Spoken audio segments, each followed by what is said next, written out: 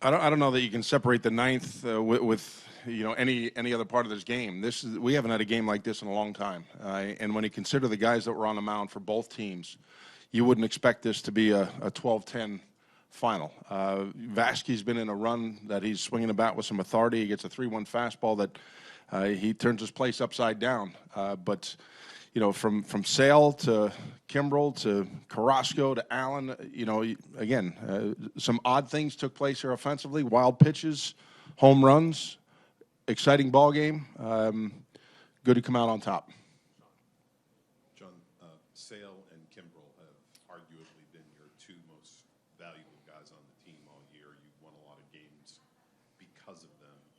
Tonight seemed like, they both had off nights and you won despite them. Our offense picked them up.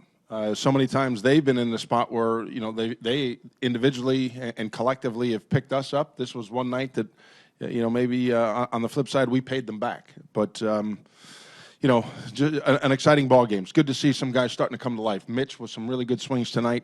Nooney, what he continues to do here in the short number of at-bats, that was big. Bogey's starting to swing the bat a little bit more. So you look at the bottom third of the lineup, the production that's been there, a big night for them. John, can you just describe what the energy was like in the dugout tonight, and can one game like this define some momentum going forward? Well, we get down 5 runs, and a couple innings later, we're sitting there with a tie ball game. We put good at bats together. We've gotten some key hits with men in scoring position. The impact of the baseball, all of a sudden, that's turned. Where we're starting to drive the ball with a little bit more frequency, multiple guys in the lineup, not relying on one individual. But there was energy throughout, and with each successive hitter in the ninth inning, as guys were moving their way through the line, the wild pitch gives us a little bit breather where the potential go-ahead run is at second base. Advantage count Vazquez, and he did the rest. Is there something specific you saw from Sale that caused him to be a little bit off there? No, again, it comes down to location. I thought the first couple innings there was a little bit of familiarity that he and Vazquez were working through.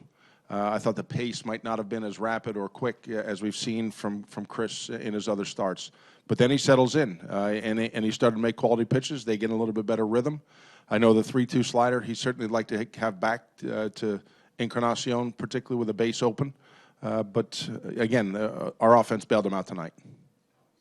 Early in the season, Moreland had driven the ball to the opposite field quite a bit. To see him shoot that double in addition to pulling a home run, had you seen much of that recently? No, haven't. And Alex, I really feel that the result of the broken toe got him into a habit that it took him some time to readjust. Hitting off of half of a base where he had to come off the backside, that's where he might not have had the plate coverage and the same swing path. But it's looking like he's starting to regain that here in the last few games in which he's swung the bat. John, you've always liked Vazquez as a contact hitter. How good did you feel about him up in that spot?